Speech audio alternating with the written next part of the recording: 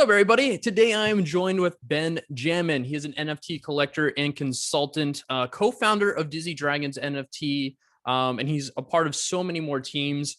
He is really I consider a real OG in the space. One of the first guys that I met, conversed with, and really just got good vibes from. He is always a wealth of knowledge. I'm really excited to talk to him today. I'm excited to know more about what you're up to, your outlook on the space, what you think is going to be, important for everybody to have on their radars. How are you doing today? I'm good, man. Can't complain. Living my best life in the new house, waiting for some furniture to Oh, get that's the best. delivered.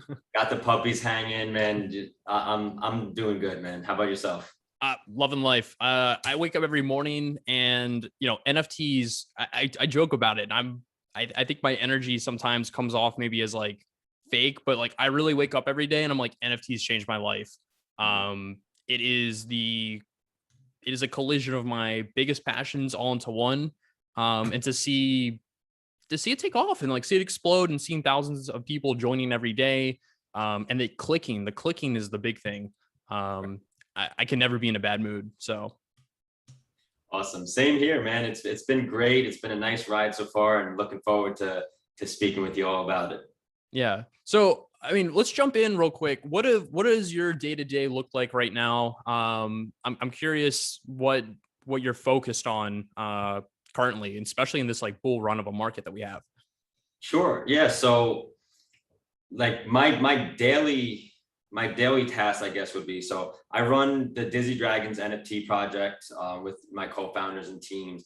I also have my own NFT consulting company called Moving Forward Management, which I have employees for and staff. And so we do consulting, marketing, building communities, stuff like that. So I spend most of my time now working with my clients, helping them build up their projects, building up my own project, and doing the regular trading, buying and selling like everybody else, trying to make a buck. So your consulting company, explain that to me. How did that start? What's your background in? What have you done in your past professional life before you went full-time NFTs? I'm curious, that sounds really exciting because I've seen a couple pop up here and there. Yeah, sure. So I'll just give you my background and probably lead into what I'm doing now. But I started working in the restaurant industry, for years and years, doing everything from bussing tables all the way up to managing restaurants. So I was doing that all throughout, teenage years, middle adult years. And I wanted to go back to school. So I went back to school for Farmingdale State College in Long Island for computer programming and web development. And while I was there, I was actually doing a few things that were pretty cool too. So I ran my own daily fantasy sports company called Daily Roto Sharks for 4 years while I was there. I also created one of the first 3D printing college clubs in the country, and I got full funding from New York State, from Farmingdale State College. I was the only student in the school to have my own lab with my name on the door and everything. Oh So wow. Okay, the yeah, name it on the was door, that's really, big. really That cool. that's a big clout factor actually. I've got my name on the door kind of thing. Yeah, and I was a student, and so I had my own lab. It was funded. Because nothing like that existed at the school yet. So I had it created. I got all the funding. I brought everything in. I set up a team. I had over 50 different members of the club. So it was fun. But doing that, I always try to stay ahead of the curve. And so 3D printing, I was on it way before anyone else. And I got recruited to work at a military manufacturing facility called Curtis Wright. Okay. So it's a defense contractor like Northrop Grumman, one of the oldest in the country. And so I ran a product line there of nuclear actuators, which we sold to the Navy, aircraft carriers, power plants, submarines, and everything like that. So I did that for a couple of years, and I kind of got tired of working in the military environment, came back to do more startup and web development work. And through that, I found Top Shot. Through that, I found Zed Run and Bored Apes. And that led me into all NFTs. And I did well enough early on buying and selling that I was able to transition into this full time. And just through, doing a lot of research, talking with a lot of project founders, I had been doing something called an NFT spotlight series. So I was, highlighting different projects and writing up, threads about them and speaking with the founders on phone calls. So I was taking, anywhere from 3 to 4 phone calls a day from different project founders. So I was learning what was working, what was not working. And then eventually people started, reaching out to me like, hey, I see that you're talking with all these projects. Like, can you help me out with mine and we'll pay you for it? And so I was like, yeah, that's great. And then two friends of mine, NFTs Anonymous and Shadow, we started working together to build up Discord communities. And so we would get paid to build up the Discord server. We would get paid to do the moderation and kind of build up the community, doing all the roles and the bots and everything like that. And then we kind of parted ways, but I continued doing the same consulting stuff that I'm doing. I ended up creating my company, Moving Forward Management, hiring employees, and now that's pretty much what I do on a daily basis. That is crazy. And I think the story and the progression of where you started from, your drive, it's very well explained there. And I think everybody can kind of relate to it. Like, nobody expected to wake up one day and be like, all right, I'm going to jump into selling and buying and producing, images that have IP and, provenance chains and all this very cool stuff. Like, you kind of just fall into it, and it's, all these other pieces of your life that are like, oh yeah, like I have experience like managing a restaurant, I have experience in tech, I have experience with big projects and IP and iterations, and okay, NFTs are all of that into one. It's very exciting. Right. That's so cool. Very cool. Yeah, So as the company stands right now, how many projects are you guys working on? Are you working like big stuff, or are you like, if people ping me, we work on it? Yeah, so right now what we have is we have a network of teams or clients projects. And so there's 1, 2, 3, 4, 5, there's 6 total right now. I have a few others that I'm in talks with to finalize some things. But so initially I started my company as a way to build up communities for projects, and I supplied the moderators, and we would be in multiple projects running the communities. But the problem with that is it's not very scalable, because as you take on more projects, you have to hire more employees just so that you can 1,000%, 1,000%. Like, because it's not fair to a project if they don't have a moderation team that is there and providing that value for them and knows what's going on. So what I'm doing is I'm pivoting a little bit to, instead of providing the moderation, I'm going to set up training tools and like documents and courses and pamphlets on how to be a better community manager. What are different things you could do to have fun events, and how do you keep engagement up, and these different kinds of things. So I don't know if I'm going to release it just like publicly, like sell it on a website, or if it's just going to be exclusively to the clients. But instead of me providing moderators, we're going to train community managers and moderators to work within their system so that they have their own team. When they hold meetings, they have a community manager on their team with them, and not like my guys who are in there. That's interesting. Around. That's interesting, because, and full disclosure here, like, and this episode will probably come out in like a week or 2 from now, or a week and a half, exploring similar routes right now. And like, for a lot of these projects, like there's scalability across like issues, like huge scalability issues across the board. When we try to see, Discord managers right now are almost impossible to hire. I have creators who have million follower like followings, and they're having trouble building out their Discord managers. Yep. We saw Oshiny, I think, offered for an assistant, or it was like a manager of his Discord, as well as it was like a Bored Ape Yacht Club, a Cheetah Gang, and then I think there was money on top of that. It was like, this is a huge payment, and like that's just how valued it's gotten. So I think if you can figure out a way to help projects at scale, well, if you can figure out a way to do this where it isn't reliant on a person who's being spread thinner and thinner, great. And I do think training is at the core of that, which is great to hear. So you definitely have like the right mindset going into this.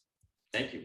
Yeah, and it's what I was thinking about is, every situation that I get in, I either want both parties to be walking away from the table smiling, or both parties to walk away from the table pissed. Right? Like, that's when you know that you negotiated a good deal, where they're either both happy or both pissed. Right. So what I always try to do, at least in the NFT world, is make sure that everyone's both happy, because this isn't ruthless negotiation. This isn't cutthroat. I've been in that world, and that's not It's not the move. NFT world. And I don't think It's I not. think It's I think not. that's going to be the biggest blight for some of the people that are coming from corporate jobs or normal industries that, negotiations or trying to like work things out or find here's the line or path we're going to follow are intense. And it's a lot about like, how do we aggregate the most money, the most followers, be the most successful, generate the most hype? And it's like, no, in the NFT space, it is all about community. It's about like working alongside somebody, collaboration. I mean, there are very few communities where derivatives and collaborations are held at such a high standard because it just shows how two people can work together to make something that's bigger than both of them. And I think kind of like saying, hey, I understand. I don't want to take the lion's share here. It's a team effort, is really important. Yeah, no, and I agree. And the way that I was seeing things is, if I started to scale, which I want to do, I'm building my company. I want to hire people, but I need to be able to be in a position to scale better. So what I was seeing is that if I scale, if I take on more projects to build the communities, I need to hire more people. If I, every project I take on, I need to hire one to three new people. It's just not feasible. And then even when doing that, the project doesn't have their own team. And so what I want it to be is, and so I'll just give an example. Rocket Factory, Tom Sachs, that's one of the teams that I work with. I've been advising them. We built up their community and everything. But what we're doing with them is they're going to be the first ones where we're providing this kind of almost Discord community building consultation. And so what we're doing is we're finding the people who are most active in their Discord, the people who are most passionate. We're reaching out to them and seeing if they would be interested in doing community management or moderation. Yep. And so we're going to transition. It's because that's authentic, and that's the issue. People will go out and they'll say, we'll find somebody and we'll bring them in. They don't have to know about NFTs, but they can manage this. Great. That's wrong. That's your first big fuck up, because you need to make sure your managers are authentic to your project. They understand it. They can relate. That was big with like Gary V's moderators. Like, they all believed in Gary. They knew the brand. They believed in the project. They got it. Right. We've seen it. I'm not going to name projects, but I've seen it where the mods are not active. If they are, I will mention like Stoner Cats, their mods, they had no idea what was going on. And they made a lot of comments that made the community go, what? Like, this is like, it made people question things. They made memes, basically. What'd you say? And basically there was memes made out of that. There was memes made out of it. It was insane. Gotta call Ethereum, get on the phone with Ethereum. Yeah. I love that. I mean, I think that's why you have to pull from communities and make sure that, mods need to be just as authentic as your, 10,000 follower. Like, yeah, well, let me comment on that a little bit, because this is something that I personally am dealing with. So when you have a project that's launching, right? Like, so how can you have an authentic community manager who you've seen be passionate about your project before you even have a Discord launched, right? So you need to kind of plan that out together if you want that, or else if you want to hire post-launch, you can do that. But the way that I see it is, there's so many people in this industry who are looking to break in full time and to do things. Right. So you have a lot of skills, a lot of talent, a lot of passion, and a lot of time that can be spent on this stuff. So what I did when I first interviewed people, I sent out applications on pretty much just through Twitter. I DM'd specific people that I was interested in working with, but I sent out an application. There was over 30 different applications, and this is a month and a half ago. It would be probably 100 if I did it now or today, more. like application wise, for at least what I'm seeing, there's on a day-to-day basis, at least from my follower and reach, there's probably about 300 plus people who are looking to make the leap at a, hey, I want to be involved level. Right. Yeah, and I looked through this whole list of applications, and the questions that I asked were very specific. And I could even bring them up. Yeah, let's do it. Let's jump into it. All right, cool. Yeah, so I can tell you exactly what I asked for. And this is good. Like, for anybody who's listening to this, and I guess like the theme of this ought to be, because Ben and I clearly jumping into the NFT space, starting companies. I think this is good for anybody who wants to make that leap. Like, what does that look like? If you don't want to start a company, if you just want to be involved and do NFTs in some kind of way, what people like us are looking for. Yep. Exactly. So here, I'll show you or I don't know if I'll show you, or I'll at least speak about the process.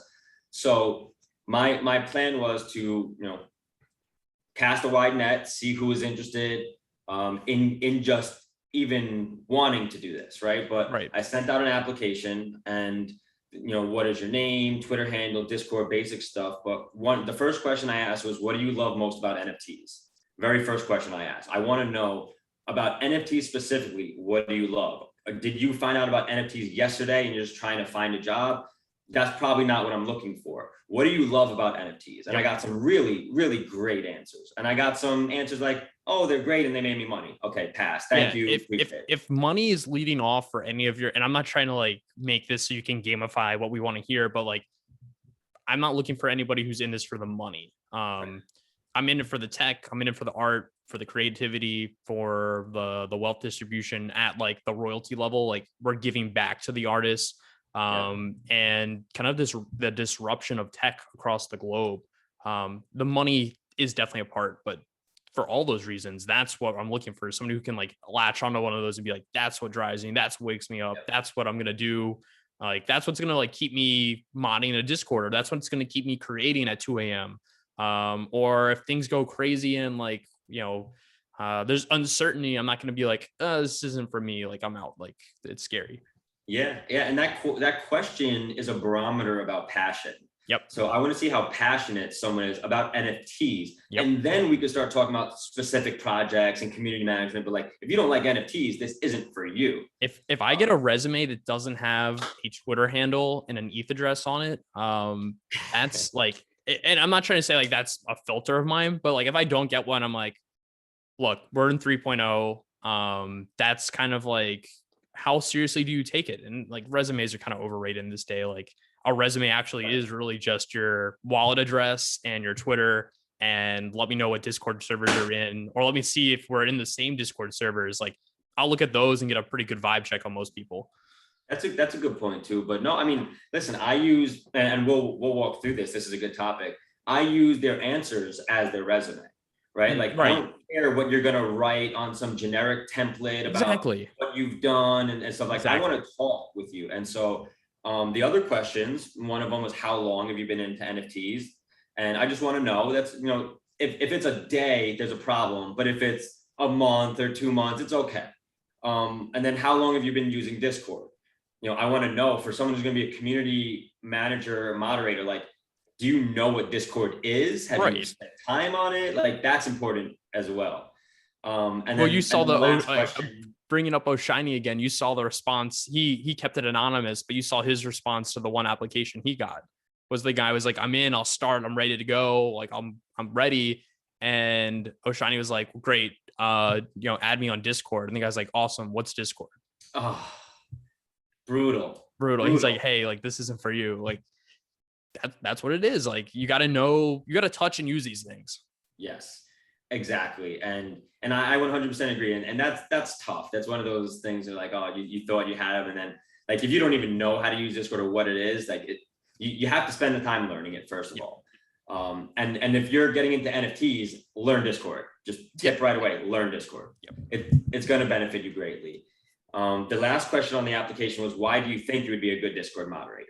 And that just generally, I just want to hear why they think so. And then what I did is I filtered through all these different questions and all the answers, and I came out with about 15 of the 30. So I cut out half. I had another, 15 or so remaining. And then I went into DMs. I DM'd everyone, every single one that I wanted to talk to. The ones that I excluded, I DM'd them, let them know, sorry, I'm not interested, or moving on, whatever, but I wanted to make sure that I didn't leave them hanging. And then the people I was interested in, for example, I asked 3 questions to start, and then I asked 3 follow-up questions to those as well for every single person. The first one was, what do you do for work throughout the day? The second one was, how much time would you have available for the moderating? And the third is, what time zone are you in? Time zone is pretty important, especially when you're dealing with, a lot of international projects. And, I was having that conversation last night, actually. Oh yeah. Discord, looking at a project, and it came up like, hey, there's actually nobody looking at this from East Coast time of 2 a.m. to 8 a.m. Like really like on a solid basis.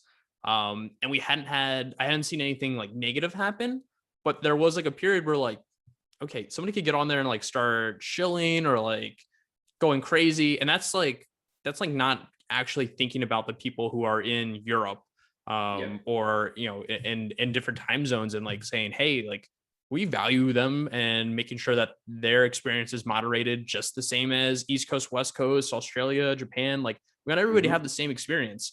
I think like those small things are, you know, that's like the cherry on top showing that like, hey, we're really thinking, we know what we're doing. We're not just a company coming in saying, hey, we're going to mod your Discord. We'll figure it out on the way. Exactly. And so I either need at least one person from, you know, Europe or Asia or Australia, or a total insomniac like myself. So if you're an insomniac and you're just going to be up anyway, how many hours do you sleep a day right now? What's your average sleep? Maybe like 3 or 4 hours. 3 or 4 hours. Yeah. It's not healthy. And my wife tells me that all the time, but I am just a workhorse. I just grind all the time. And the way I had a conversation with her in March, like right before I went full time. And I said, like, remember, you know, when I was in college doing full-time courses, I was working at a restaurant, running my own 3D printing club, and had my own company. So like, I'm always just doing a bunch of shit. And so what I said to her is like, listen, these are going to be a few hard months. I'm going to be working all day, every day. You know, I'll try to take a day off per week, like if I can. And my team always jokes about it, because when I say like I'm gonna have a day off, like my day off is like someone else's full-time role. Right. And so like people tell me to stay away from the computer sometimes because I am so addicted to like working and grinding and just building. And so I sleep, like 4 hours a night. I have puppies that keep me up anyway, so that doesn't help. How has that affected like marriage? Like what's the dynamic there? Not to get too personal maybe, but like I'm always curious because like I think these like very, I guess, insightful things so people can reflect and say, okay, I see how this is affecting somebody who's gone full in like this, right, or helpful. Maybe we have a very unique marriage, and unique in that I don't think we've had a fight in almost 9 years. You know, we're very, very open with each other. We talk through everything. She's a mental health therapist. I've studied a lot of psychology. So like, we always know that like, don't let anything fester, always talk about it, always bring it up. And so there are times where she'll be like, babe, listen, I'm struggling. I need you. Like, I know you have a lot going on with work, but like, please, you know, can you make some more time for me? And so like right away, no matter what, I drop what I'm doing, because if she's telling me that, I need to be there for her. Yeah. There have been times where like I was oblivious to it, and you know, I need to work on that as well. But for the most part, she's been nothing but entirely supportive of everything I've ever done, and I do it for us. You know, so I would just say that in terms of a just relationship and marriage, and I could even bring her on podcasts one day because she loves talking about stuff too. So one of the projects that we're launching is actually in the mental health space. So that would be super cool to have her at least like speak and like bring that up, because the foundation that we're starting is specifically for like, you know, when I got into the space, I was like, this is great and all, but I can already see like, you know, people are going to lose money. That's going to be hard. Mm-hmm. People are going to work too hard and their relationships are going to get strained. That's not good.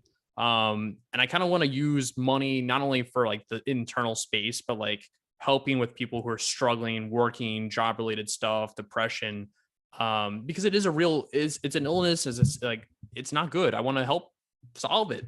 So I would love to do that. It's super exciting.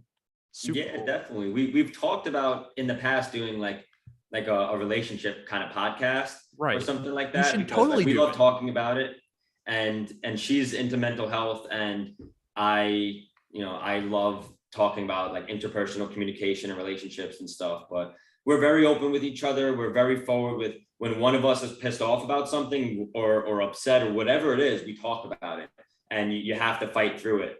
And so we've always done that. And so we don't get into fights because we just talk about everything. Right. And there's no ever raising voices. It's nothing. It's just so easy. And, you know, I know a lot of relationships aren't like that. So I feel blessed to be in that position, but we're both so supportive of each other. And so earlier in the year, I told her, like, my goal was to make $200,000 in a year. And if I do that, that means you can work without having to focus on the money, because Right. therapy isn't a lucrative job. And so I am fortunate enough to have reached my goal way earlier than I expected. And she is living her dream life with her job. She actually just got promoted, new office, new everything. So she's everything doing is good in great. the BenJammin house right now.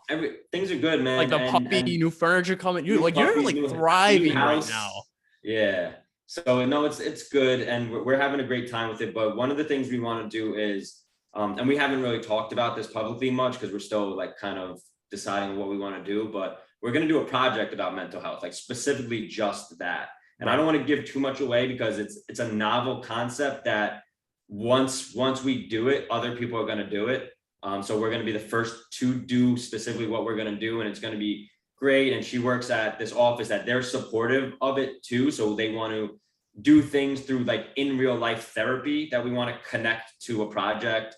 And she does a lot of like mindfulness exercises and stuff like that, and a lot of written, drawing, thinking. So we're going to bring a lot of that into it, and not to do like a huge project or collection or anything, but like something that she can work on and focus on and have fun with. And her actual practice that she works at is really interested in trying to figure out ways to connect to more people and give back. And I think an NFT project is something that we can really do to help that.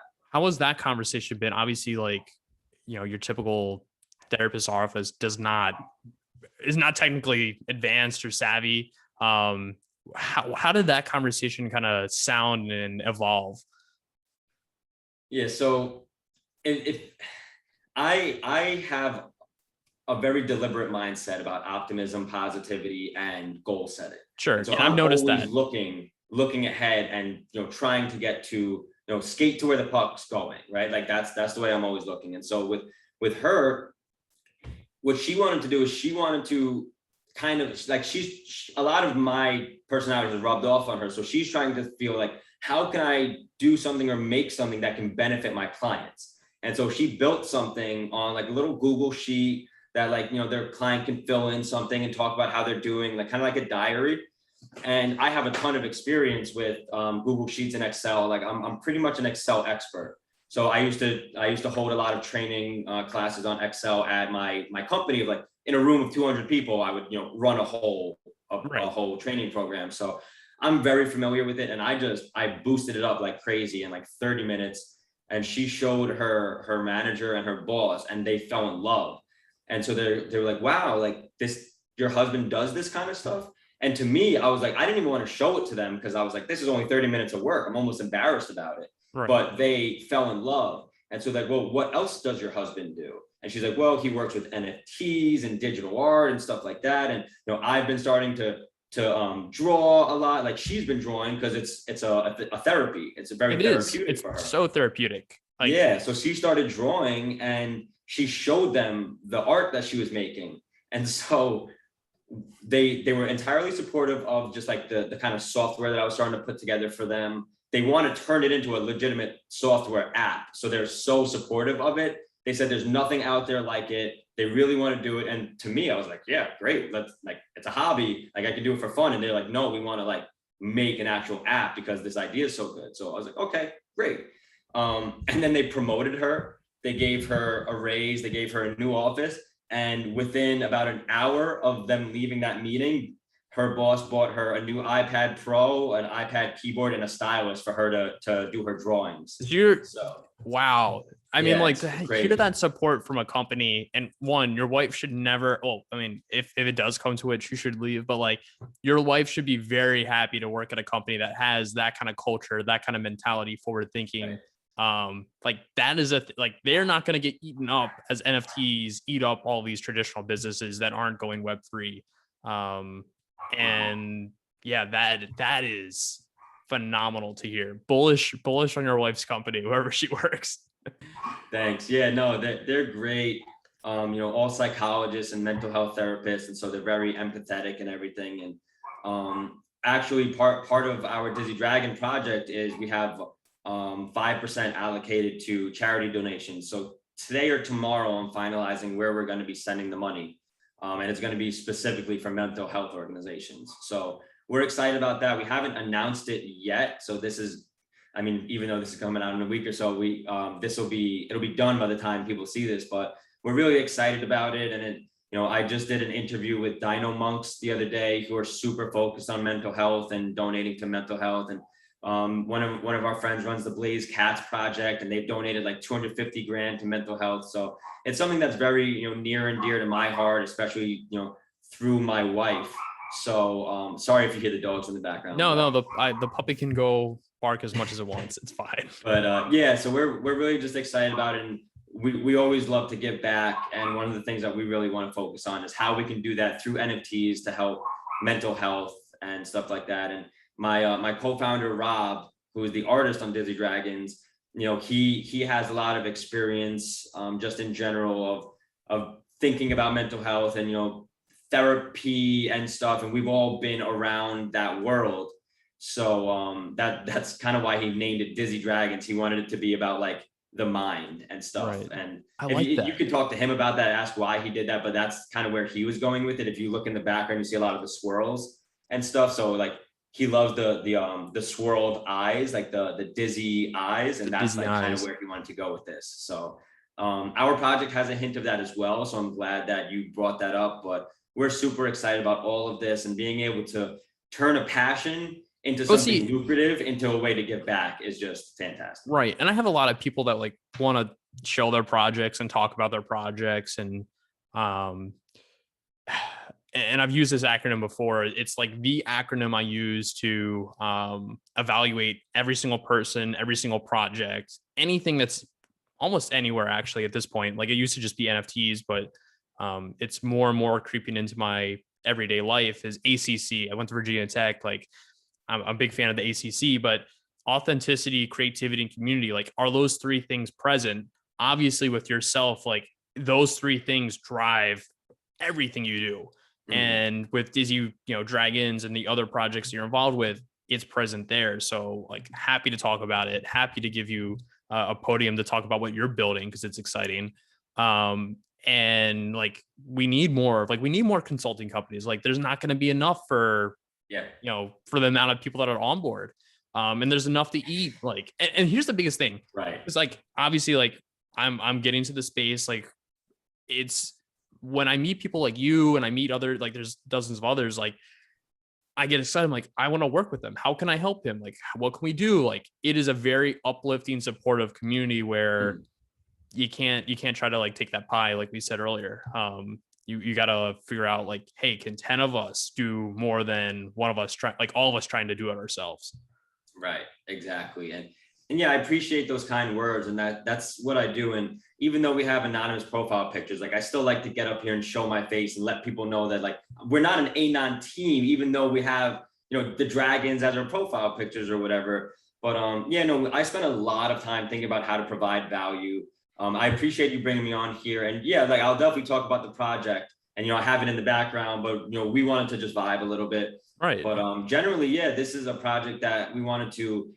First of all, I wanted to work with my buddy Rob. Rob, he's one of my best friends in real life. We hang out all the time. He lives in the city. I sleep at his apartment. He let me crash there for weeks when I was getting my bartending degree in the city.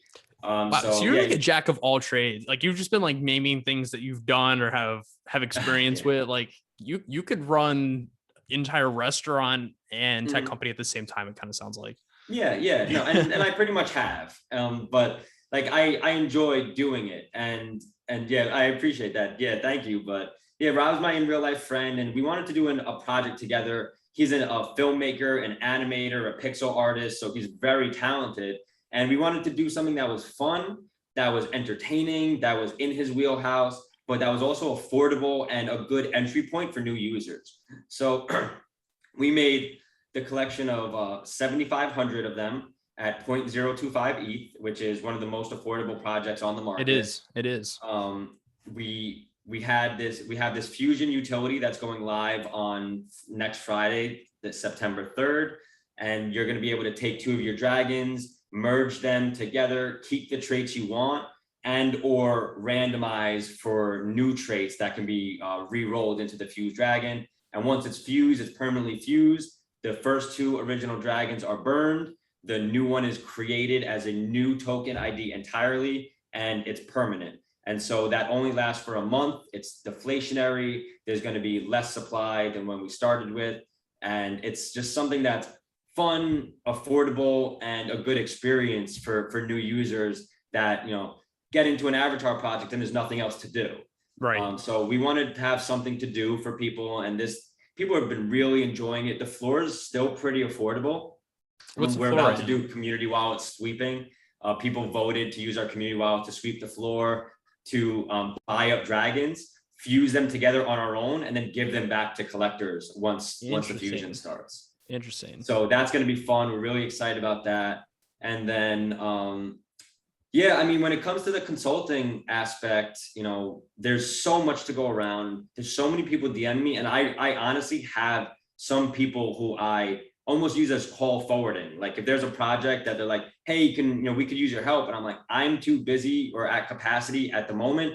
Please go see, for instance, my buddy Alex Moss at NFT. Go talk with him. Or go talk to like my buddy Drew Austin, who is a venture capitalist, and like they could help. Like I move people. Everything's spread thin, like consulting, money, like everything is just everything's spread thin now. Exactly. It's all interconnected. And again, like you said, like you want to work with me, I want to work with you, I want to work with him, he wants to work with me. It's like, let's all figure out ways to work together. And if we can't, we can't, it's great. But like at the end of the day, like as long as you have good intentions, and like I call my company Moving Forward Management, I want to move the industry forward. So as long as you have good intentions and you're looking to do cool, unique things, like I'm always in to try and help out. And I may be too busy to answer, all the DMs that I want and stuff. But like at the end of the day, if you have my attention and I'm working with you, I'm putting everything I have into it. So that's why some people on the outside can't get in touch with me, because the people who are in touch with me, I'm grinding for them. 100%. So it's a hard balance, and I want to answer as many DMs as I can, but I've gained like 10,000 followers in the last month. So there's a lot to respond to. So it's pretty crazy. It is overwhelming for sure, especially on the follower front. How many people are coming into the space and they care all of a sudden about people who are talking about NFTs. So Ben, we got a couple minutes here. I'll end the show with a couple of like the normal questions, just so people can get an insight into your mind a little bit more. What was the last NFT you minted? Or not bought? Last one you bought. Okay, the last one I bought was the Shiba Town. Shiba Town. I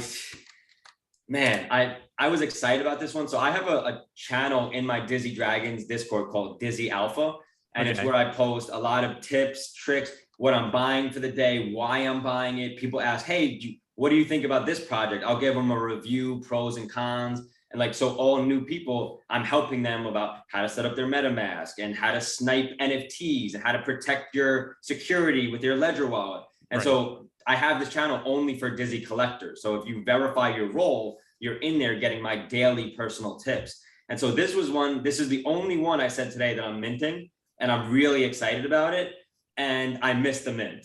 And I was in the middle of typing out Dizzy Dragon announcements while the mint was happening.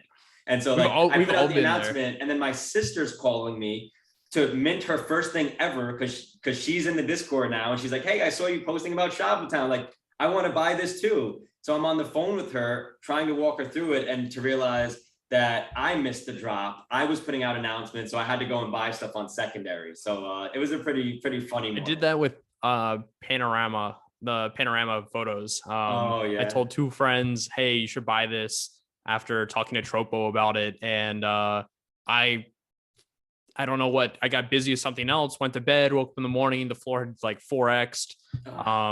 And then now they are from 0.5 all the way up to like a 30th floor. And of course, like, it's like I told other people to buy, and then like I got done, I had to like code or something. And of course, the rest of them sold out while I was doing work. And that's a struggle in the space. It's tough, man. And but I'll tell you what I did mint recently that like I probably aped in harder than any other project I've aped into recently. I got like 25 of them, but the Koala Intelligence Agency. I wish I had aped in harder. Super hard on that one. And you're doing well on that. Like they're like 1 ETH right now. each one of them is one, and I got a bunch of rares out of that mint. So it's a good investment. And the best part about it is it was one of the ones that I said to my Discord that I was most excited about. So a lot of my friends who are brand new to NFTs got into that project and are making money too. So Yeah, I hyped it's up great, Oni man. I'm just having a lot Force of fun. real hard. I hyped up Oni Force real hard in my Discord, and it was like cool. Like we had a guy who's like, he's like, I don't have a lot of money. You told me to buy one. I bought one. I got an offer for 10 ETH. What do I do? We're like, Ooh, and like, of course, like I'm not like shy away from like financial advice, but like there's people who are and potentially life-changing opportunities because they're listening to people that are like, hey, we're doing research, we're looking into stuff. Obviously you probably changed some people's lives because the koalas have, what at this point, original mint like 15x. koalas are, I believe, 0.05, and the Yeah. floor right now is 1 ETH in 2 days, mind you. Yeah. And a lot of the people in my Discord are new. It was pretty affordable. And funny enough, one of my best friends who I just got into NFTs, he missed the mint, and I had 25. So I was like, okay, I'll give you 4 of them. So I sent him 4 of them, and one of them ended up being like a top 2% rarity. He posted it in the Discord, and everyone went nuts over it. They're like, oh my God, that's insane. It's the Ice King. And they're like, you should list it for 50 ETH and all this shit. I'm just like, man, like I gave this shit to him unrevealed, but like the reason I did it unrevealed is because just in case something like that happened, it wouldn't burn as much as like if that's in my wallet and then I send you this and like here's 10, 50 ETH or something like that. I mean, that's what happened. Like I've had that happen already where I've bought stuff and, prior engagements or like even last night, like I bought something without somebody knowing that I was going to buy it for them. And I jokingly, like when I sent it to them, they looked at it and was like, here you go. Like, here's what it was an Oni. I was like, here's 15K. And then he goes like, oh, there's bids on it when it sends to me. He's like, so I could just accept the bid. And it's like, you just sent me like $10,000, $15,000. I was like, technically, yes. And like, that hurts. It like doesn't hurt, but it's like, wow, like I just sent 10 grand to it this guy. hurts, but it doesn't hurt. It Right? doesn't hurt like, at all. Actually, it feels really good. Like it feels it feels good. Yeah. nothing but positivity. So it's super exciting. Next question I have for you is, as far as people in the space, who would be your like number one follow you think everybody should be following right now on Twitter as a resource? All right. So I'll give. All right. So the answer that I'll give for this is because this is one of my good friends in the space. It's someone that I don't even know if he wants me saying stuff like this, but early on in NFTs, he didn't have a ton of confidence on what he was going to do, how he was going to do it, where he was going to end up. And now he's become one of the best NFT influencers around, and I'm so super excited for him. And he was a clubhouse host with me through Top Shot early on. Me, him, and Kenny G. So I'm going to say who it is, but one of my good friends in the space. He helped me get started and give me leverage. So my boy Danny Ukes, Dan Verno, one of my best friends in NFTs, and early on, he was one of the people who were blowing up the Ghost project.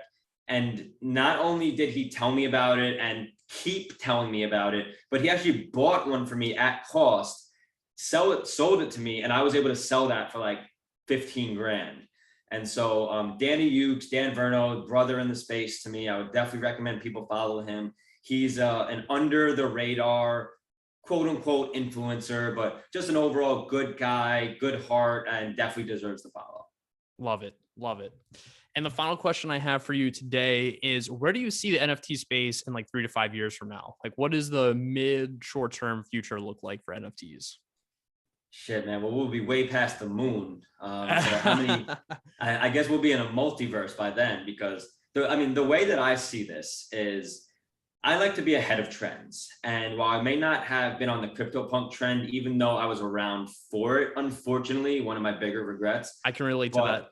I was there for it. I didn't have a lot of interest in it, and unfortunately, it didn't work out. But I've done well in other ways. But so I would say that I see right now we're probably sitting around somewhere like 60,000 or so, unique users, at least from OpenSea metrics. And then you got to think there's going to be 150 to 200 million users within a few years. Top Shot has grown explosively, and they're just one project. So when you think about NFTs in general and the onboarding that's going on, Visa getting in, Budweiser getting in, Right. people like Gary Vee, Banks, even Andy Milonakis was Right. blowing up Twitter yesterday. I couldn't believe Andy was like stuff. talking. That's when I was like, okay, like we're starting to break through some barriers here. Yeah. Walls, like people that we never thought would be talking about this early. Are talking about NFTs. And we're early, but a lot of people see that as a sign of the top, but I see it as a sign of the bottom, to be honest. I see it as a way like, yeah, are there going to be a lot of profile picture projects that go to zero and end up with a dev team 100%. That got their money and skated and don't need to do anything anymore? Of course, it's going to happen. So you need to be careful, take profits, never be afraid to take profits, always get your investment back from whatever project you get in, even if you have to sell earlier than you want to, always take your profits. But with that said, there's going to be hundreds of millions of people coming in within the next maybe 5 years, I'll say, but by 3 years, 20 million or so people conservatively, I think will at minimum have created a new MetaMask wallet, or like even if they don't figure out how to do everything. So I think that ETH needs to figure itself out, or they need to figure out ETH in terms of gas fees, because this hard fork has just been brutal with gas.